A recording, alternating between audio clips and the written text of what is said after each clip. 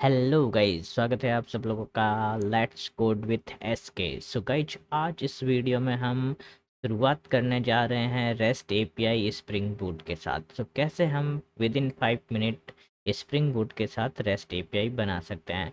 तो गाइस, ये वीडियो में आपको प्रैक्टिस करने से पहले आपको जावा का बेसिक्स आइडिया होना चाहिए। सो थोड़ा बहुत जावा के साथ प्रैक्टिस होना चाहिए। उससे ज़्यादा नहीं लगेगा। स्प्रिंग बूट में हम करेंगे तो आपको स्प्रिंग पूरा आना चाहिए, अच्छे से आना चाहिए, वो मैं नहीं कहता हूँ, बट अगर आता है तो वो बेटर रहेगा।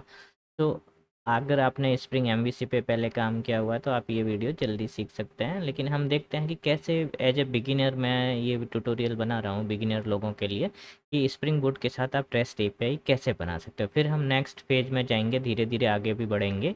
रेस्ट एपीआई को सिक्योर कैसे करनी है, डेटाबेस कनेक्टिविटी के साथ में रेस्ट एपीआई, और फिर यूआई में इंटीग्रेट जैसे रिएक्ट जेएस हो गया अपना फ्रंट एंड, और उसके बाद एडब्ल्यूएस पे डिप्लॉय कैसे करना है।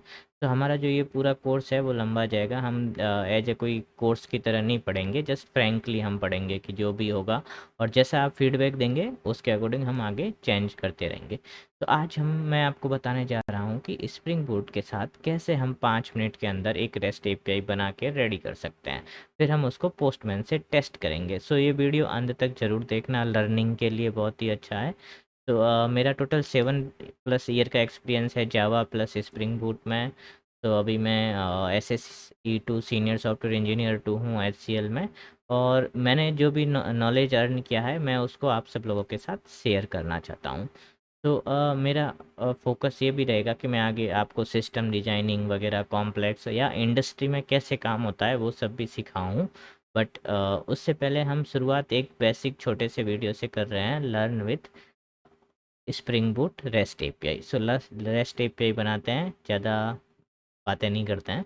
तो लेट्स डू। सो क्या करना है गाइज आपको, जैसे ये मैंने कहा create first rest API. So rest API क्या होती है उसके बारे में मैं थोड़ा सा आपको ब्रीफ दूंगा।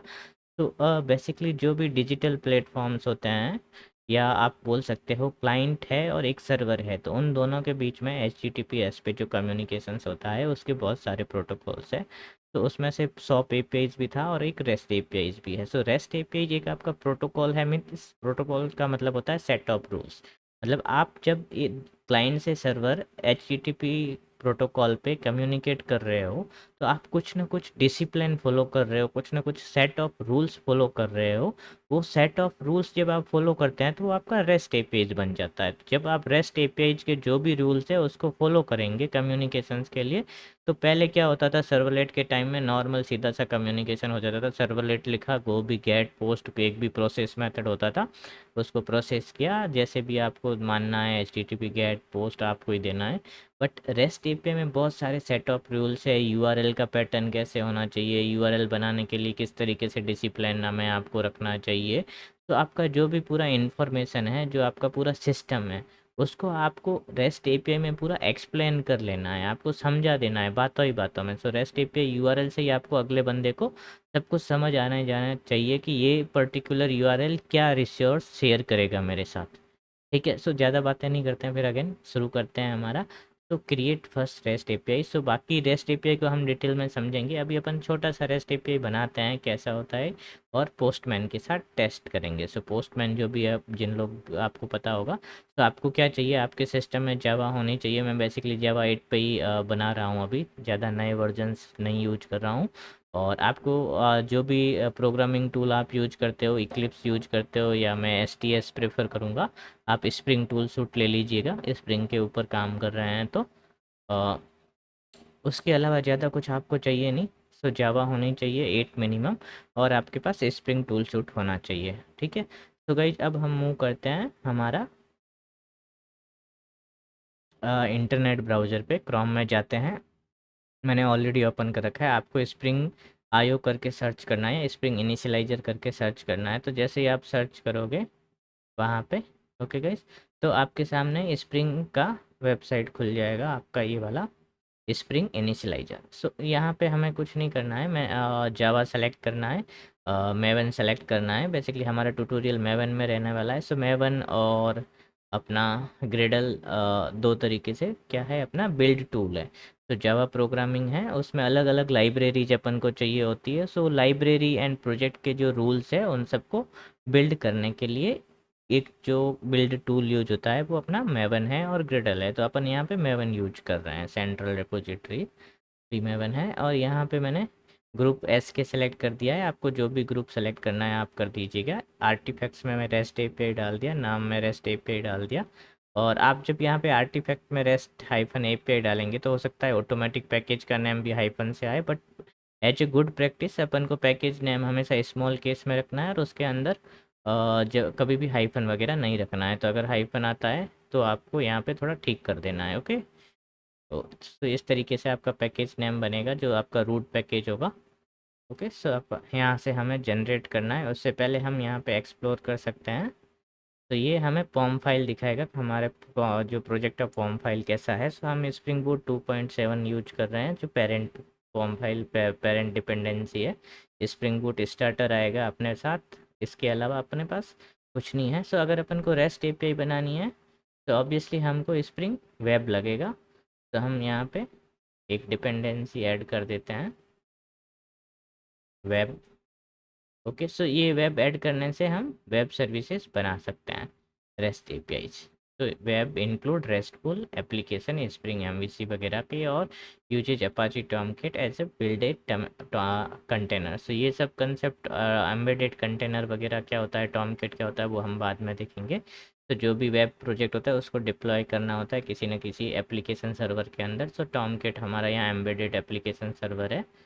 ओके गाइस, सो अब हम कंटिन्यू करते हैं और यहाँ पे जनरेट करते हैं। तो जैसे ही जनरेट करेंगे तो ये वाला प्रोजेक्ट आपका डाउनलोड डायरेक्टरी, आपका जो भी डायरेक्टरी है वहाँ उस डायरेक्टरी में ये आपका प्रोजेक्ट आ जाएगा।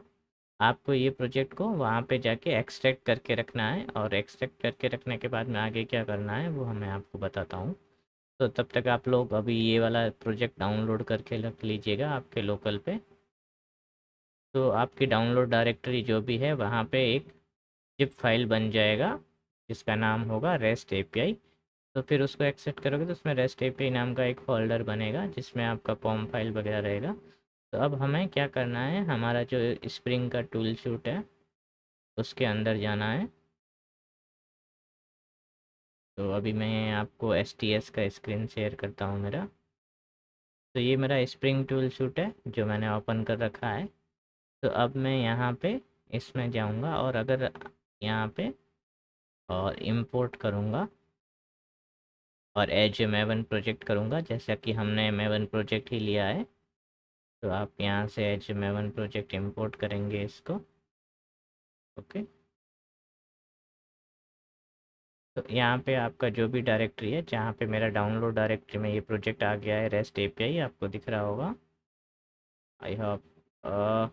ओके, सो एक्सप्लोरर का स्क्रीन वगैरह आपको नहीं दिख रहा है, ठीक है कोई बात नहीं, बट मैं प्रोजेक्ट इंपोर्ट कर रहा हूँ। तो एक्सप्लोरर का स्प्रिंग मैंने फाइल पे क्लिक किया तो जो भी प्रोजेक्ट इंपोर्ट आता है एज मावन प्रोजेक्ट मैंने किया है, और वहाँ से मुझे जो भी फाइल एक्सप्लोरर का स्क्रीन खुला है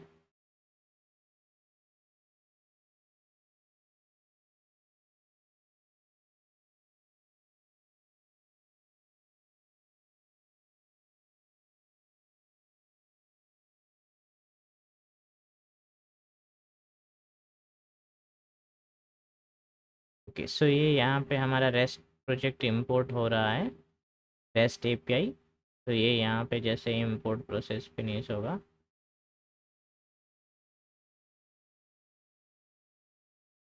सो ये यहाँ पे बहुत सारी डिपेंडेंसीज डाउनलोड करेगा।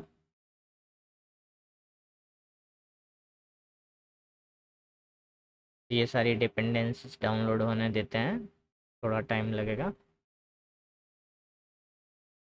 ओके, सो तब तक के लिए है ना, सो हम थोड़ा सा डिस्कस कर लेते हैं। सो रेस्ट एपीआई बनाने के लिए, सो बेसिकली क्या होता है, जो भी आपका ब्राउज़र है या मोबाइल ऐप है, तो वो जैसे ही सर्वर से कम्युनिकेट करता है तो एक प्रोटोकॉल, एक एपीआई, एक वेब यूआरएल के थ्रू वो कम्युनिकेट करता है। और उस वेब यूआरएल के थ्रू वो सर्वर को कुछ इन्फॉर्मेशन देता है जिसके रेस्पॉन्स में सर्वर आपको एक्सएमएल या जेसन फॉर्मेट या जो भी टेक्स्ट फॉर्मेट आप डिसाइड करते हो उस फॉर्मेट में कंटेंट डेटा वापस देता है। तो ये जो डेटा लेना और लाना और ले जाना का काम है उसके लिए अपन रेस्ट एपीआई यूज करते हैं, ठीक है। सो जो भी आप एपीआई बेसिकली एप्लीकेशंस बनाते हो, सो एप्लीकेशन में क्या होता है, मोस्टली डेटा होता है, इंफॉर्मेशन होती है। तो उस डेटा को आपको स्ट्रक्चर में कन्वर्ट करना होता है। स्ट्रक्चर का मतलब कोई ना कोई डेटा फॉर्मेट होता है, जेसन हो गया या एक्सएमएल हो गया। उस डेटा फॉर्मेट में आप कन्वर्ट करेंगे और वो डेटा फॉर्मेट आपका सर्वर टू क्लाइंट के बीच में ट्रेवल होगा। ओके, सो फॉर एग्जांपल मुझे यूज़र का लॉगिन करना है। सो लॉगिन करने के लिए हमें क्या चाहिए, यूज़र नेम पासवर्ड चाहिए। तो हम जो क्लाइंट है वहाँ से जेसन में यूज़र नेम पासवर्ड भेजेंगे, और जो सर्वर है हमारा वो हमें वहाँ पे उस यूज़र से रिलेटेड इन्फॉर्मेशन वापस जेसन फॉर्मेट में शेयर करेगा। जैसे यूज़र से रिलेटेड इन्फॉर्मेशन, यूज़र का नाम, उसका आईडी, उसका कुछ बेसिक पर्सनल डिटेल्स या इस तरीके की चीज़ें हम ला सकते हैं। ठीक है। सो ये एक एग्जांपल हो गया। सो अभी हम हमारा जो फर्स्ट एपीआई है, रेस्ट एपीआई, वो कुछ ऐसा ही एपीआई बनाएंगे जिसमें हम बेसिकली ये मानेंगे कि ये हम यूज़र आईडी सेंड करेंगे और सर्वर हमें उस यूज़र से रिलेटेड इन्फॉर्मेशन देगा। तो हमें ये रेस्ट एपीआई बनाने के लिए एक स्ट्रक्चर बनाना होगा जिसका हम जेसन में कन्वर्ट होगा और जो हमें जेसन में मिलेगा। सो स्प्रिंग बूट में बाय डिफ़ॉल्ट एपीआई जेसन्स में ही बनती है। तो हमारा जो मॉडल रहेगा, मॉडल बोलते हैं, डीटीओ भी बोलते हैं। एंटिटी जब डेटाबेस के साथ अपन परसिस्टेंट मैपिंग करते हैं तो वहाँ पे अपन उसको एंटिटी भी बोलते हैं। तो जावा में जो मॉडल्स ऑब्जेक्ट है उनको कहीं पे डीटीओ बोला जाता है, पोजो बोला जाता है, मॉडल भी बोला जाता है। ठीक है।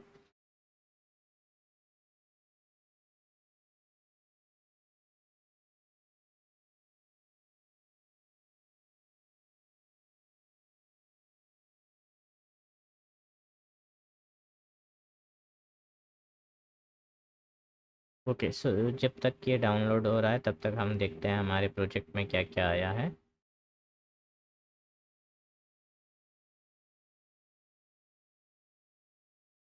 ओके, सो ये हमारा प्रोजेक्ट स्ट्रक्चर है। मैं थोड़ा इसको बड़ा कर देता हूँ, आपको दिखे उसके लिए।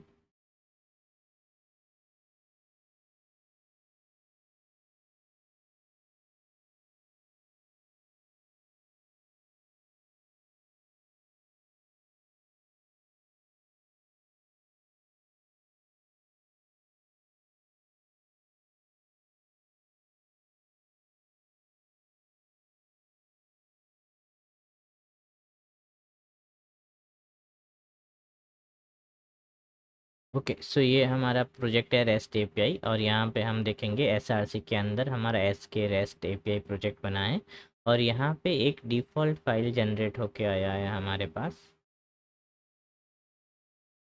Rest API application. सो ये डिफ़ॉल्ट क्या है, इस पे स्प्रिंग बूट एप्लीकेशन एनोटेशंस लगा हुआ है। तो ये मेन मेथड है। सो ये स्प्रिंग बूट एप्लीकेशन का बेसिक रूट पॉइंट होता है, इनिशियलाइजेशन पॉइंट होता है, जहाँ से कोई भी स्प्रिंग बूट एप्लीकेशन स्टार्ट होता है। तो ये वाला जो भी आपका नेक्स्ट पैकेज बनेगा, जिसमें आप आपका कंट्रोलर, जो बेसिकली रेस्ट एपीआई में हम एक कंट्रोलर बनाते हैं जिसमें हम अपनी सारी एपीआईज लिखते हैं। सो आर्किटेक्चर हमारा हमेशा ऐसा रहना चाहिए, कंट्रोलर, सर्विस एंड रेपोजिटरी। तो कंट्रोलर में हम क्या करते हैं, जो भी रेस्ट एंड पॉइंट होता है वो बनाते हैं। देन सर्विस में हमारे कुछ भी लॉजिक्स है, हमें कुछ कैलकुलेशंस करनी है, कुछ डेटा को ट्रांसपोज करना है एक फॉर्म से दूसरी फॉर्म में। और रिपोजिटरी है, उसका बेसिकली मोटिव ये रहना चाहिए, वो अपन को बस जस्ट डेटा बेस से कनेक्टिविटी दे रहा है, कोई कुछ भी फैच करने का। तो अभी हम उतनी सारी चीज़ें नहीं करेंगे, अपन जस्ट कंट्रोलर बनाएंगे, और कंट्रोलर और एक सर्विस बना सकते हैं रेस्ट एपीआई बनाने के लिए। ओके, सो अपना प्रोसेस ख़त्म हो गया है, यहाँ पे सब कुछ डाउनलोड हो गया है, और अपना ये स्प्रिंग बूट का एप्लीकेशन है। तो ये आप देखोगे, आप एस टी एस यूज करते हो तो ये स्प्रिंग डैशबोर्ड आता है, यहाँ पे क्लिक करने से आ जाएगा। तो ये डैशबोर्ड में अपना रेस्ट एपीआई यहाँ पे अपन को नज़र आ रहा है। ठीक है। तो अब अपन एक यहाँ पे जावा का क्लास क्रिएट करेंगे। ओके, तो यहाँ पे आपको क्लास सेलेक्ट करना है, और बेटर कि आप उसको अरेंज वे में रखें। तो जावा में पैकेजिंग का काम ही ये होता है कि आपका जो भी कोड है उसको एक अरेंज वे में मेंटेन करके रखने के लिए। तो अपन यहाँ पे एक कंट्रोलर करके नया पैकेज बनाते हैं, और हम हमारा एक नया यूजर कंट्रोलर बनाते हैं। Okay, so user control. So naming convention से थोड़ा हमेशा ऐसा रखना चाहिए जिससे आपको कुछ इन्फॉर्मेशन मिले, कि आपने कोई भी फाइल का नाम एक्स वाई जेड कंट्रोलर रख दिया तो एक्स वाई जेड का कोई मीनिंग नहीं है। तो a one class for one particular reason, one particular thing. तो एक क्लास है या एक कंट्रोलर, उसको एक चीज़ के लिए डेडिकेट कर देना है। अब इस कंट्रोलर में आपको ऐसा नहीं है कि आप कल को प्रोडक्ट की, ऑर्डर की या कोई और एपीआई लिखो। तो ये यूजर कंट्रोलर है, तो बेसिक यूजर से रिलेटेड जितने भी एंड पॉइंट रहेंगे वो आप इसमें बना सकते हो। तो जल्दी से अपना फर्स्ट रेस्ट एपीआई बनाते हैं अपन। सो ये हमने इस क्लास बना लिया यूजर कंट्रोलर। अब आपको इसको रेस्ट एपीआई बनाना है। ओके, सो आपको इसके ऊपर एक एनोटेशन लगाना है, @REST कंट्रोलर। तो किसी भी क्लास को अपन को, अपनी जो भी नॉर्मल जावा क्लास होती है उसको स्प्रिंग में एज ए बीन रजिस्टर करने के लिए स्प्रिंग के कुछ एनोटेशंस होते हैं वो लगाने पड़ते हैं। और अगर अपन कुछ और एडिशनल फीचर चाहते हैं, तो जैसे यहाँ पे मुझे एक एज ए कंट्रोलर चाहिए, रेस्ट कंट्रोलर। सो कंट्रोलर रेस्ट कंट्रोलर में डिफरेंस क्या है वो अपन नेक्स्ट वीडियो में डिस्कस करेंगे। अभी अपन बस जस्ट नॉर्मल एपीआईज बना रहे हैं, तो आपको @REST कंट्रोलर यूज करना है। उसके बाद में हम यहाँ पे एक और एनोटेशंस यूज करेंगे जिसका नाम है @request मैपिंग। तो ये हमारा कंट्रोलर है, और इस पे जो भी रिक्वेस्ट आएगा उसका कुछ ना कुछ बेस यूआरएल रहना चाहिए। तो हम इसको बोलेंगे यूजर। यूजर भी बोल सकते हैं, या आपको जो भी देना है। मैं बेसिकली यूजर ही, V1 यूजर बोल देता हूँ। तो वर्जन 1 यूजर। ओके। सो अभी हम एक ही एपीआई बनाने वाले हैं, जो एपीआई का अपना नाम रहेगा गेट एपीआई। ओके। तो हम एक गेट एपीआई बनाते हैं। सो आपको यहाँ पे पब्लिक इसका रेस्पॉन्स टाइप डालना है। सो हमारा रेस्पॉन्स टाइप हमेशा स्प्रिंग में आपका जो भी रेस्पॉन्स टाइप है वो आपको हमेशा रेस्पॉन्स एंटिटी देना है जब भी आप कोई कंट्रोलर बना रहे हो, रेस्ट एपीआई बना रहे हो। ओके, सो इसका नाम हमें देना है रिस्पॉन्स एंटिटी। तो ये एक जेनेरिक क्लास है, और इसमें आपको टाइप, आपका टाइप डिफाइन करना है। और मेथड का नाम आप देख सकते हो, गेट यूजर, फैच यूजर। सो आपका जो भी नेमिंग कन्वेंशन है उसके अकॉर्डिंग आप दे सकते हो। तो हम यहाँ पे दे रहे हैं गेट यूजर। ओके। तो रेस्ट एपीआई है, सो रेस्ट एपीआई का हमारा नेमिंग कन्वेंशन ऐसा ही रहेगा, V1 यूजर। और हम यहाँ पे लिखेंगे गेट में @get मैपिंग। ये हमारा गेट का एपीआई है। Okay, so get mapping. So अभी अपना यूआरएल यूजर तक बन गया है, और मैं यहाँ पे पाथ पैरामीटर से यूजर का आईडी लूँगा। तो अभी हम जस्ट डमी एपीआई बना रहे हैं, एक जज करके कि हाँ वन आईडी वन पास करेंगे तो आपका यूजर का इंफॉर्मेशन आएगा। ओके। तो एक पैकेज हम और बनाएंगे जहाँ पे हम हमारे सारे मॉडल बनाएंगे, जो भी स्ट्रक्चर्स है। ओके, सो कंट्रोलर हो गया एक, हम हमारा और पैकेज बना रहे हैं मॉडल। और यहाँ पे हम उस मॉडल का नाम देंगे user.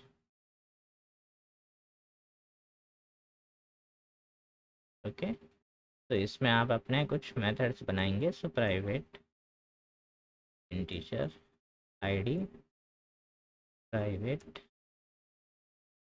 String name, and private string email. तो अपन ज़्यादा इन्फॉर्मेशन नहीं ले रहे हैं, इनिशियली फर्स्ट एपीआई है। तो ये एपीआई आपको क्या करेगा, आपको यूजर रिटर्न में करेगा जब आपका उसका वैलिड आईडी भेजेंगे तो।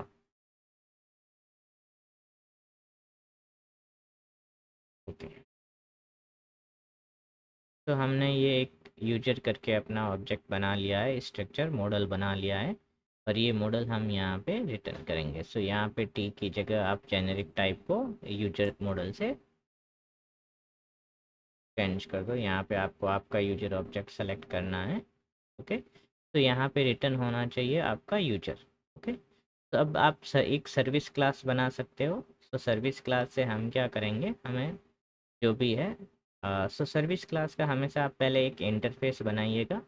ओके। सो देन उसका इम्प्लीमेंटेशन बनाएंगे। सो यूजर सर्विस, और पैकेज का नाम आप यहाँ पे एपीआई अंदर सर्विस से पैकेज दे दीजिएगा। ओके। तो यहाँ पे हमने एक सर्विस पैकेज बना दिया है। अब अपन इसी सर्विस पैकेज के अंदर सर्विस हमने एक इंटरफेस बनाया है, अब हम एक उसका इम्प्लीमेंटेशन बनाएंगे। User service IMPL. Okay, and this will implements user service interface. Okay, और अभी इस क्लास को अपन को स्प्रिंग में रजिस्टर करना है, तो हम इस पे एनोटेशंस लगा देंगे @सर्विस. ओके, तो अब यहाँ पे हम इंटरफेस में हमारा पहला मेथड बनाते हैं. तो ये हमारा मेथड है पब्लिक ऑप्शनल. तो बेसिकली ऑप्शनल क्यों रख रहा हूँ मैं, वो मैं बाद में आपको बताऊँगा. मोस्टली आपको ऑप्शनल यूज करना चाहिए नलेबल कंटेंट के लिए. गेट यूजर,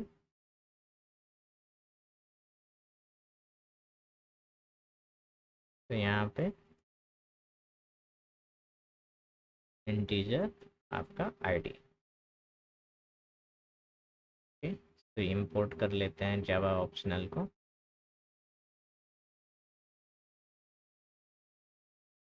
एंड देन उसके बाद में हम यहाँ पे ये यूजर ऑब्जेक्ट को भी इंपोर्ट कर लेते हैं. ओके, सो अब हमें यहाँ पे यूजर का ऑब्जेक्ट रिटर्न करना है. New user.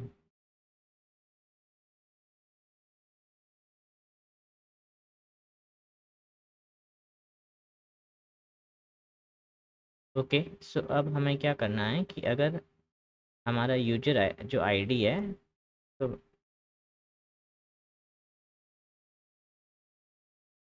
अगर हमारा आईडी है वो इक्वल्स टू 1 है. अभी हम यहाँ पे डेटाबेस नहीं है, तो हम हमारा कुछ हार्ड कोड कंडीशंस डाल रहे हैं. तो हम यहाँ पे रिटर्न कर देंगे.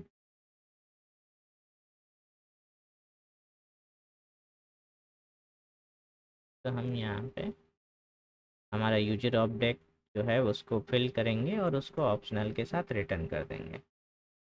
Optional of user. Okay, so we will return optional user. हमेशा हमें रिटर्न करेंगे हम यहाँ से. तो अभी नल वगैरह का कुछ कंडीशन हम चेक नहीं कर रहे हैं, और जब भी यूज़र आईडी बना है तो अपन इसमें डेटा डालेंगे. अदरवाइज हम जैसा भी है एम्प्टी ऑब्जेक्ट रिटर्न कर देंगे. तो आईडी सेट कर देंगे हम जो भी आ रहा है. और यूजर, ये अभी हम डमी डेटा भेज रहे हैं सर्विस क्लास से. ये आपका बाद में रिपोजिटरी से कनेक्ट रहेगा. सो नेक्स्ट ट्यूटोरियल में हम देखेंगे कि कैसे रिपोजिटरी से कनेक्ट कर सकते हैं. तो नेम में एस के डाल देता हूँ. And user dot set email. तो यहाँ पे ईमेल में हम क्या करते हैं, कोई भी आपका डमी ईमेल डाल दीजिए. ओके,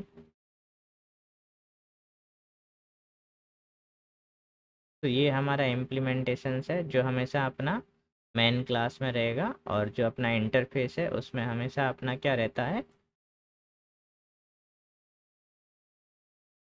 डिक्लेरेशंस रहता है. सो अभी ये हमारा डिक्लेरेशन हो गया. जैसे ही हमने डिक्लेरेशन किया तो हमें यहाँ पे सजेशन आएगा इम्प्लीमेंटेशन का. तो अभी हमने यहाँ पे इम्प्लीमेंटेशंस किया.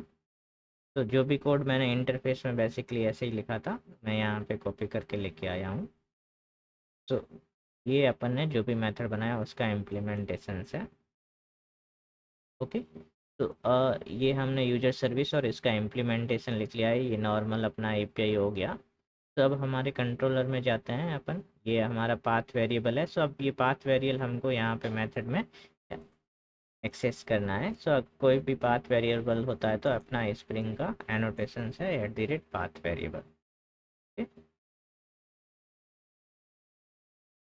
तो बेसिकली जब आप जर्सी रेस्ट एपीआई के साथ काम करते हो और स्प्रिंग के साथ काम करते हो तो थोड़ा कन्फ्यूजन होता है. थोड़े बहुत एनोटेशन अलग है. वहाँ पाथ पैरम रहता है, यहाँ पे पाथ वेरिएबल रहता है. तो इसका अपन को क्या करना है, name equals to ID and required true कर देना है. Required you. ओके, तो ये अपना integer ID. Okay, so ID pass करेंगे। अब हमें क्या करना है, सर्विस क्लास को यहाँ पे ऑटो वायर कर लेना है। तो हमारा सर्विस क्लास है वो हमें यहाँ पे चाहिए। तो हम सर्विस इंटरफेस को यहाँ पे यूज करेंगे और स्प्रिंग जो है वो ऑटोमेटिकली उसका इम्प्लीमेंटेशन सर्च करेगा और इसके अंदर इंजेक्ट कर देगा। सो हमारा सर्विस है यूजर सर्विस। तो हम यहाँ पे यूजर सर्विस को डिक्लेयर करते हैं यूजर सर्विस के। और अब हमें इसको इनिशियलाइज करने की ज़रूरत नहीं है, स्प्रिंग ऑटो इंजेक्शन को यूज करते हैं अपन। तो यहाँ पे अपना जो ऑब्जेक्ट है वो स्प्रिंग बूट के थ्रू जो है स्प्रिंग फ्रेमवर्क है वो इंजेक्ट कर देगा ऑटो वायर एनोटेशंस की वजह से। और अब हम यहाँ पे रिटर्न कर देते हैं अपना response. So user dot service, sorry,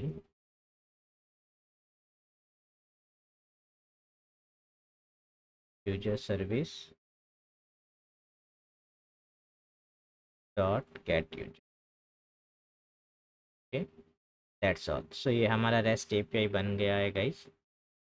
so basically ये आप देख रहे हो यहाँ पे रेस्पॉन्स एंटिटी है। सो अगर आपको रेस्पॉन्स एंटिटी में सेंड करना है तो कैसे सेंड करना रहेगा, तो अब वो अपन यहाँ पे देखते हैं। जो और दूसरा हमारा जो यूजर सर्विस का यहाँ पे एरर आ रहा है क्योंकि हमारा जो यूजर सर्विस का रेस्पॉन्स है वो ऑप्शनल टाइप का है। तो हमें यहाँ पे ऑप्शनल में वापस कलेक्ट करना होगा यूजर।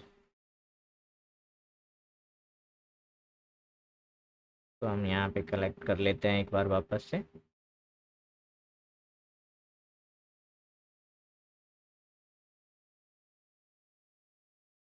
तो ये यूजर सर्विस का जो भी रेस्पॉन्स है वो हमने यहाँ पे ऑप्शनल में कलेक्ट कर लिया है। ओके, तो अब हमारा यहाँ पे क्या हो सकता है कि रेस्पॉन्स है वो एरर भी हो सकता है और सक्सेस भी हो सकता है। कि अगर प्रेजेंट है तो हम सक्सेस भेजेंगे, प्रेजेंट नहीं है तो हम एरर भेजेंगे। ओके, तो ये तो अभी के हमारे केस में तो हमारी सर्विस स्टेटिक्स है तो ऑलवेज प्रेजेंट ही आएगा। तो if ops is present then return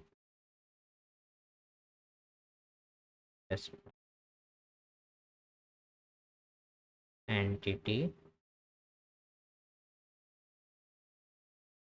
तभी हम इसके स्टैटिक चैन मेथड्स यूज करेंगे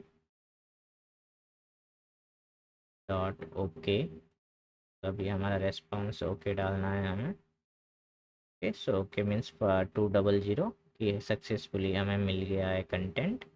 तो हम यहाँ पे जो भी ऑप्स डॉट गेट कर देते हैं तो जो भी यूजर ऑब्जेक्ट मिल जाएगा and dot build. I think that's all.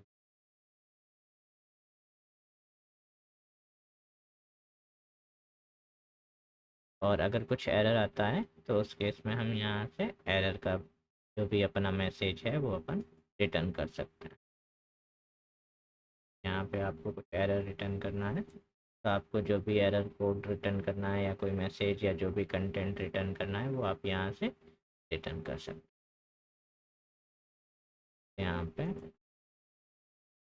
आप क्या स्टेटस वगैरह सेट करना चाहते हो, स्टेटस कोड वगैरह आपको सेट करना है। ठीक है? यहाँ पे स्टेटस में हम सेट कर देते हैं H T code H T status dot, यहाँ पे पेड रिक्वेस्ट बोल देते हैं कि यूजर नहीं मिला हमें या ऐसा।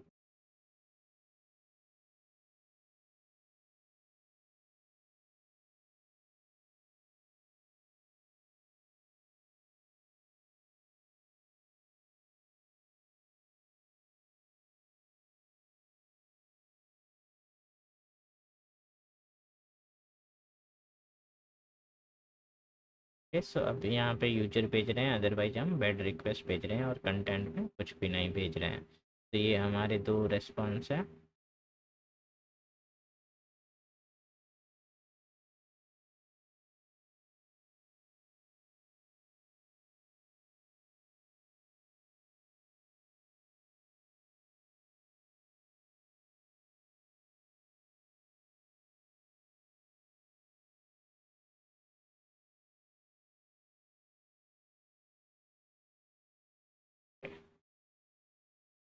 सेव, और अब हम रन करते हैं इसको एक बार।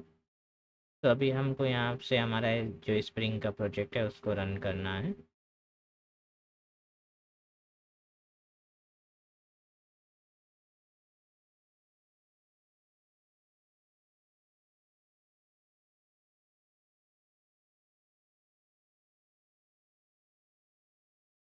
ओके, सो ये बोल रहा है बाय डिफ़ॉल्ट जो स्प्रिंग का पोर्ट होता है वो 8080 पे चल रहता है, और मेरा लैपटॉप है इसमें मैंने ऑलरेडी कोई एप्लीकेशन है जो यहाँ पे इस पोर्ट पे रन कर रखी है। तो अब अगर अब स्प्रिंग का अपन को पोर्ट चेंज करना है, तो वो पोर्ट अपन कैसे चेंज कर सकते हैं। तो स्प्रिंग का जैसे ही हमने प्रोजेक्ट लिया तो यहाँ रिसोर्सेस में एप्लीकेशन डॉट प्रॉपर्टीज़ फाइल है जो वो हमेशा इसमें आती है। तो हमें यहाँ पे क्या करना है, सर्वर डॉट पोर्ट करके एक प्रॉपर्टी ऐड करनी है, और उसका वैल्यू असाइन कर देना है 8085 करो, या आपको जो भी पोर्ट यूज करना है। तो बेसिकली ऐसा यूज हमेशा ऐसी सीरीज में यूज करो जो कहीं और यूज नहीं हो रखा है।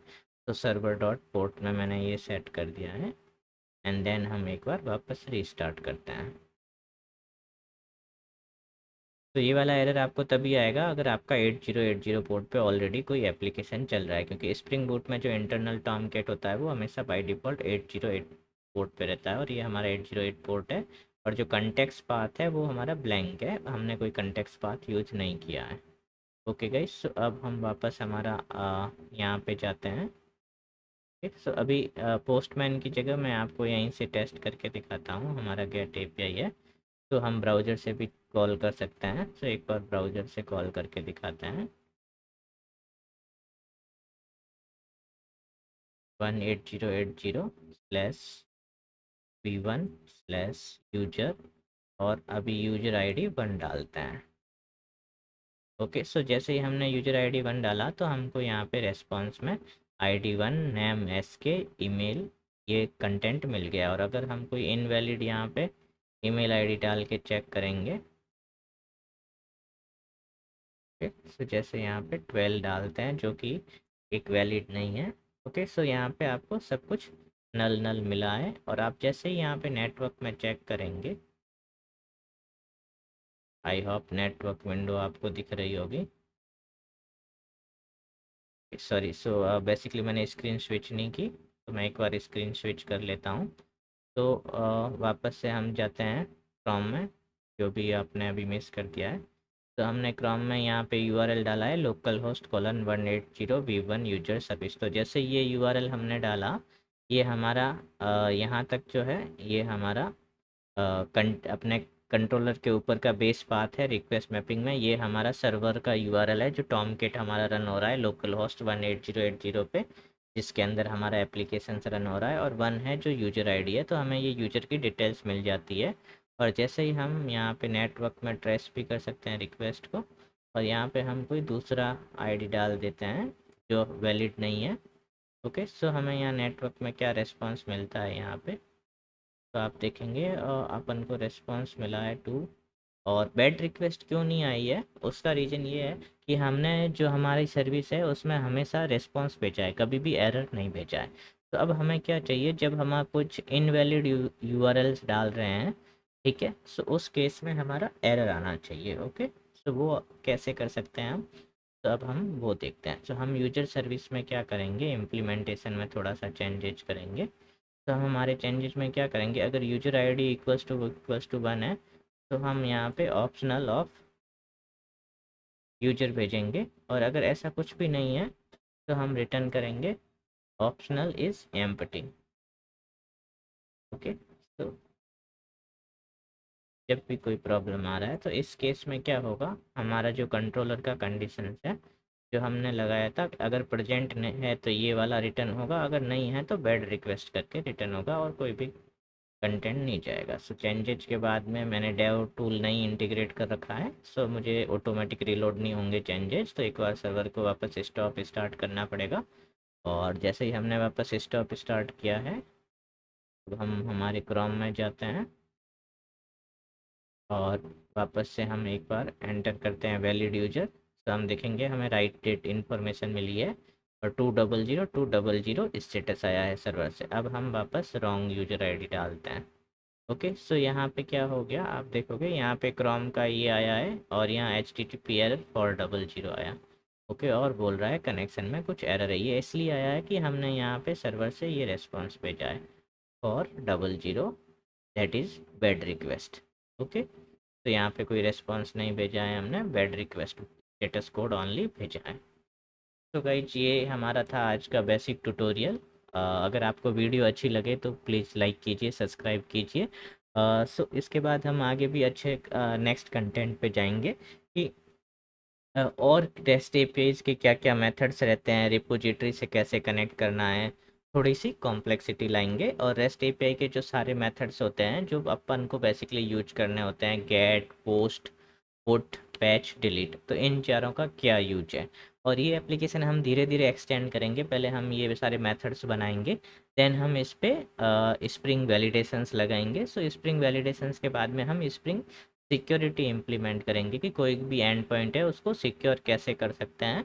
उसके बाद हम यूजर रोल लेके आएंगे, लाइक यूजर के दो रोल लेंगे, एक यूजर और एडमिन। तो एडमिन को सारे मेथड की एक्सेस रहेगी, सिक्योरिटी अपन इम्प्लीमेंट करेंगे H T T P methods के ऊपर कि जो गेट रिक्वेस्ट है उसकी एक्सेस सबको होनी चाहिए, जो पुट रिक्वेस्ट है उसकी एक्सेस एडमिन को होनी चाहिए, क्रिएट की एक्सेस यूजर को होनी चाहिए या नहीं होनी चाहिए, डिलीट की एक्सेस किसको होनी चाहिए।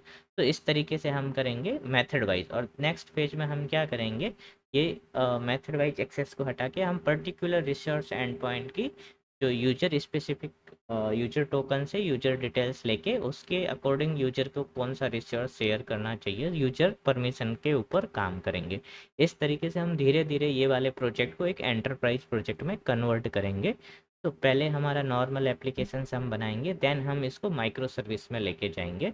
और फाइनली हम जब हमारा एक अच्छा माइक्रो सर्विस का प्रोजेक्ट बन जाएगा तो हम इसको AWS के अंदर डिप्लॉय करेंगे, जहाँ पे हम एक VPC बनाएंगे। VPC का मतलब रहेगा एक virtual private network. So micro service है, तो हम वहाँ पे फर्स्ट हम नॉर्मल मोनोलिथिक एप्लीकेशन बनाएंगे, पहले उसको डिप्लॉय करेंगे, फिर जब हम माइक्रो सर्विस बनाएंगे तो उसको एक VPC बना के डिप्लॉय करेंगे। जैसे एक सर्विस एक मशीन में, दूसरी दूसरी मशीन में, 2 या 3 हम AWS के इंस्टांस क्रिएट करेंगे EC2 के, और देन हम पूरा माइक्रो सर्विस कैसे रन होता है वो देखेंगे। एंड उसके आगे अगर आप लोगों ने वीडियो और लाइक सब्सक्राइब की तो हम की क्लॉक, ऑथ 2 वगैरह में भी कन्वर्ट करेंगे एप्लीकेशन को, पर वो कैसा रेस्पॉन्स देते हो आप उस पर डिपेंड करेगा। तो अगर आप लोगों को एंटरप्राइज एप्लीकेशंस, एंटरप्राइज सिस्टम्स पूरे कैसे बनते हैं वहाँ तक का जानना है तो ये बेसिक से शुरू करते हैं। बेसिक देखेंगे, अच्छा रिस्पॉन्स मिला तो हम और आगे वीडियो क्रिएट करेंगे। तो आज के लिए इतना ही, धन्यवाद। लाइक कीजिए, सब्सक्राइब कीजिए हमारे चैनल को और थोड़ा सा मोटिवेट कीजिए और कंटेंट क्रिएट करने के लिए। धन्यवाद।